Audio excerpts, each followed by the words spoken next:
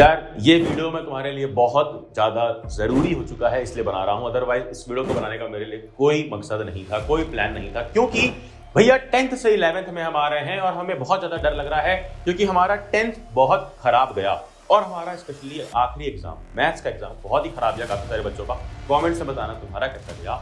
But problem ये है कि भैया अब हम सोच रहे हैं ना कि मेरी 10th जितनी खराब गई है 11th जितनी खराब जाएगी। हम कंफ्यूज हैं कि स्ट्रीम कौन सी लें। हमें बताया गया कि 10th का इतना बड़ा सिलेबस है तो 11th का इतना बड़ा सिलेबस है।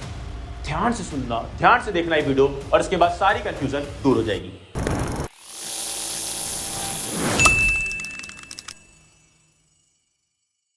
क्या हाल पढ़ ले गए? अक्षय भैया is back and back for you all, क्योंकि कितने सारे मेल्स मेरे पास आ गए कि भैया समझ ही नहीं आ रहा यार कि हम करें क्या 11th में, कौन सी स्ट्रीम ले, कैसे आगे बढ़े, क्योंकि 10th खराब गई है and this is a fact. क्योंकि तुम्हें पता चल चुका होगा कि 10th में तुम्हारे कितने अच्छे मार्क्स आ रहे हैं आफ्टर कैलकुलेटिंग। एक एस्टिमेट तो सबको मिल ही गया होगा। बट अगर मैं तुमको बोलूं कि मैं आज 3 शॉकिंग फैक्ट्स ऐसे लेकर के आया हूं जिसके बाद तुम्हें यकीन हो जाएगा कि क्लास 10th पर 11th का कोई रिलेशन नहीं है, कोई डिपेंडेंसी नहीं है। पॉइंट नंबर 1 कि तुम्हारा क्लास 10th का सिलेबस 11th से बिल्कुल अलग है। क्लास 9 का सिलेबस और 11th का सिलेबस अगर मैच करने जाओगे थोड़ा बहुत मिलेगा, मगर 10th के सिलेबस से 11th का सिलेबस कहीं भी मैच नहीं होता है in terms of chapters, in terms of topics, in terms of subjects. But अगर 9th से मैच करोगे थोड़ा बहुत मैच होगा। और अगर 9th नहीं भी पढ़ी है ना, 9th में सही मार्क्स नहीं भी आए थे, फिर भी तुम 11th में अच्छा कर सकते हो, क्योंकि 9th में बहुत ऊपर से पढ़ाया जाता है, उसी को 11th में ब्रॉडर लेवल पे ले जाया जाता है, जैसे कि ये सारे चैप्टर्स तुम्हारी स्क्रीन पर दिख रहे होंगे। अब अगर बात करी जाए जो लोग सोच रहे हैं आगे जाकर के कॉमर्स या ह्यूमैनिटीज लेने की, तो तुम डरे क्यों हो? 10th का 11th 12th की ह्यूमैनिटीज से कोई रिलेशन नहीं है, क्योंकि तुम ह्यूमैनिटीज की बात कर लो, कॉमर्स की बात कर लो। कॉमर्स वाले तुमने आज तक क्या पढ़ा? 9th में विलेज ऑफ पालमपुर पढ़ रहे थे इकोनॉमिक्स में, और यहाँ पर क्या पढ़ रहे थे? Money and credit. ये बड़ी सिंपल इकोनॉमिक्स है। आगे जाके कॉमर्स में बहुत अलग चीजें आएंगी जो 10th या 9th से रिलेटेड नहीं है।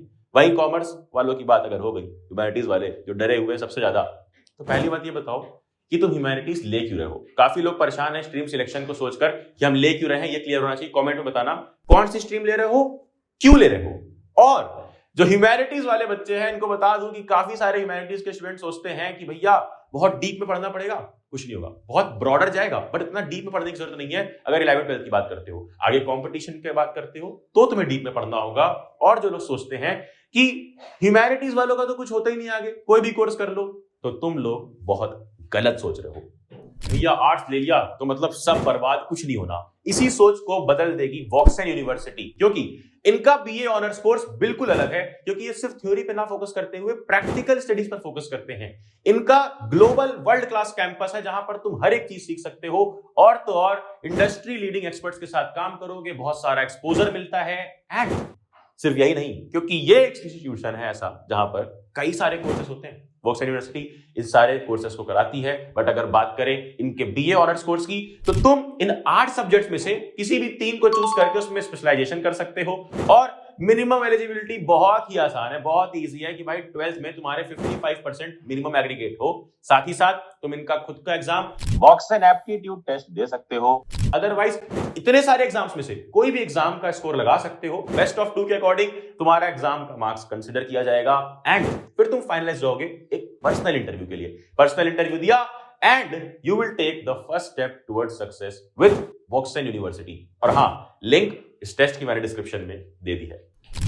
अब पॉइंट नंबर 2 अगर तुम सबके साथ शेयर करूं तो ये होगा कि भाई क्लास 10th के मार्क्स 11th में किसी तरह से मैटर नहीं करते हैं। कई लोग के स्कूल वाले डरा रहे हैं कि 10th में कम मार्क्स आएंगे ना तो 11th में ये स्ट्रीम नहीं ले सकते, वो स्ट्रीम नहीं ले सकते। ऐसा कुछ भी नहीं है, ना ही तुम्हारे प्री बोर्ड्स पे डिपेंड करता है।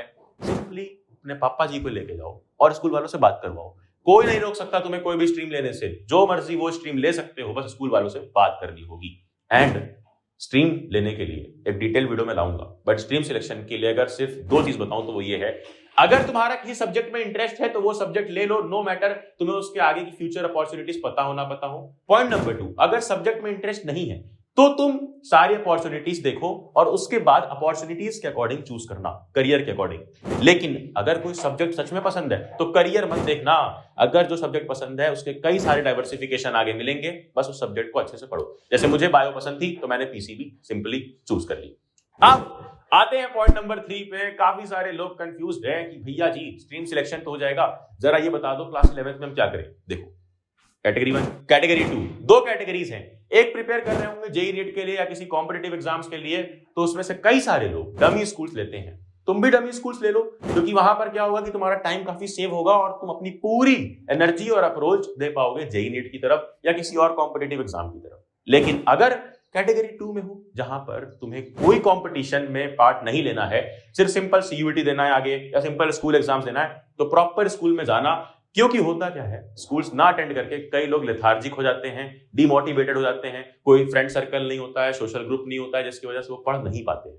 तो प्लीज स्कूल में ही लेना, डमी स्कूल तब लेना जब कंपटीशन के लिए तैयारी कर रहे हो, और कोई भी स्ट्रीम हो सब इजी रहेगा अगर तुम इस अप्रोच से लेते हो कि जो सब्जेक्ट पसंद है ना उसकी आगे जाके डाइवर्सिफिकेशन देखो, इंस्टेड ऑफ कि कोई करियर चूज कर लिया, अब मैंने डॉक्टर बनने का, भले ही बायो ना आती हो और बायो ले लिया। ये गलती मत करना, क्योंकि बहुत सारे तुम्हारे आसपास सीरीज हैं आईएएस पीसीएस के ऊपर, कोटा फैक्ट्री है जो तुम्हें बहुत ज्यादा इमेजिनेटिव बना देगी कि मैं ऐसा बन जाऊंगा वैसा बन जाऊंगा। ऐसा कुछ भी नहीं होगा अगर तुम्हें वो सब्जेक्ट पढ़ने में ही इंटरेस्ट नहीं है।